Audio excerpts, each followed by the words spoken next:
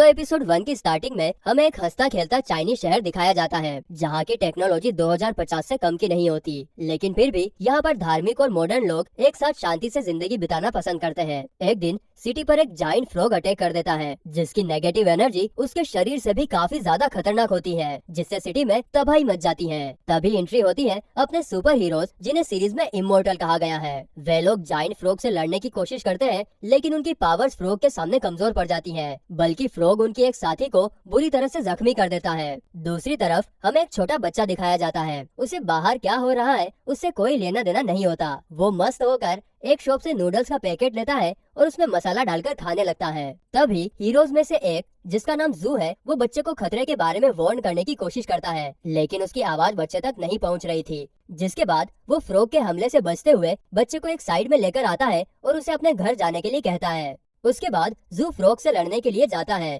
तभी scene cut होता है और हमें बताया जाता है कि जू ने अकेले उस जाइंट फ्रॉग को हरा दिया है, जिसके कारण चाइना की एक मशहूर यूनिवर्सिटी के बाहर उसका स्टेचू भी बनाया गया है।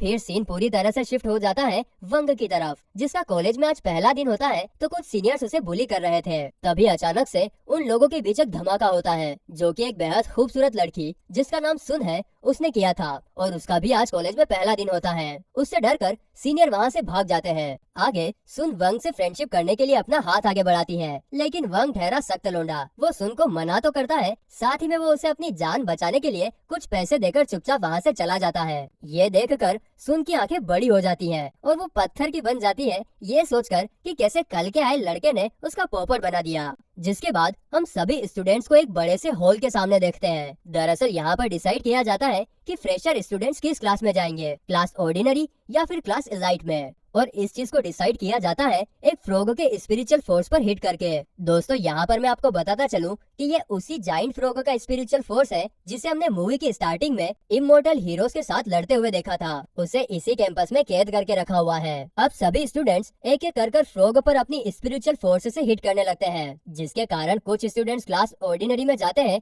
और कुछ क्लास एलाइट में। और जब ये सब हो रहा था, तभी जाइंट फ्रॉग हम ऑडियंस को बताता है कि पिछले 10 सालों से कॉलेज वाले फ्रेशर्स की पावर को जानने के लिए उसे ही यूज करते आ रहे हैं, जिस दौरान हर एक मुक्के से फ्रॉग मारने वाले की स्पिरिचुअल फोर्स में से थोड़ी फोर्स चुरा लिया करता था। और इस साल उसके पास इतनी स्पिरिचुअल फोर्स आ जाएगी कि वो अपने आप को कैद से छुड़ा सके। इसके बाद सुन अपनी पावर को टेस्ट करने के लिए अंदर जाती है और वो सभी लोगों को अपनी पावर का नमूना दिखाते हुए फ्रॉग को इतनी जोर से हिट करती है कि फ्रॉग कुछ कदम पीछे चला जाता है। इसे देखकर मिस्टर वंग, जो सभी स्टूडेंट्स पर नजर रख रहे थे, वो भी हैरान हो जाते हैं और सुन क्लास एलाइट में सिलेक्ट हो जाती है। इसके बाद वंग की बारी आती है। वो अंदर जाते हुए सोचता है कि ऑर्डिनरी क्लास में सिलेक्ट होने के लिए उसे सिर्फ 400 पॉइंट कलेक्ट करने होंगे। और फिर जैसे ही वो फ्रॉग को हिट करने के लिए अंदर जाता है, तब फ्रॉग उसे देखकर डर जाता है और कहता है कि ये यहाँ पर कैसे आया।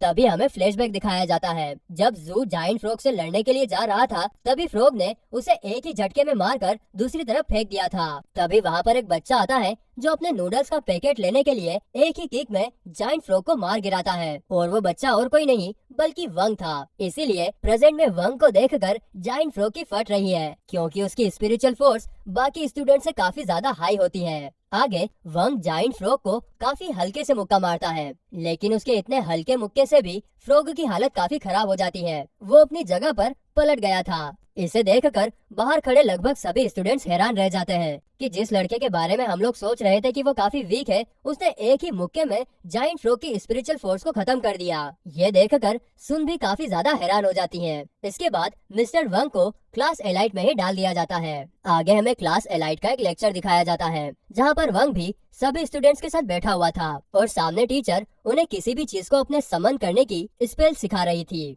जिसे सबसे पहले चेन नाम का स्टूडेंट ट्राई करता है। और जब वो टीचर के बताए हुए स्पेल पढ़ रहा था, तब ऐसा लग रहा था कि मानो वो कोई खतरनाक चीज का समन कर रहा हो। लेकिन जब स्पेल खत्म होता है, तब उसके हाथ में बच्चों की प्रिंसेस वाली चड्डी आती है। गाइस, ये तो वही बात हो गई, खोदा पहाड़ और निकली चुहिया। और यहाँ पर चुहिया नहीं बल्कि चेन की इज्जत निकल गई, जिसे देखकर सभी स्टूडेंट्स उस पर काफी हंसते हैं। इसके बाद क्लास के सभी स्टूडेंट्स अपनी पावर का यूज करके कुछ न कुछ समन कर रहे थे। इस दौरान सुन एक स्पिरिचुअल बीस्ट यानी डॉग को समन करती है, लेकिन उसकी स्पिरिचुअल फोर्स इतनी ज्यादा नहीं थी कि वो एक पूरे डॉग को समन कर सके, जिसके कारण वहाँ पर सिर्फ डॉग की हड्डियां ही आती हैं। अब क्लास के सभी स्टूडेंट्स ने बेसिक मैजिक करना सीख लिया था, मगर टीचर नोटिस करती है कि वंग ने अभी तक किसी को समन नहीं किया, इसीलिए वो वंग को अपनी पावर का यूज करने का कहती है, जिसे सुनकर ना चाहते हुए भी वंग अपनी स्पिरिचुअल फोर्स का यूज करके आसपास के किसी भी एलियन क्रिएटर को समन करता है। इसके कारण वहाँ पर एक बड़ा धमाका होता है और सब लोगों के चेहरे देखने लायक थे,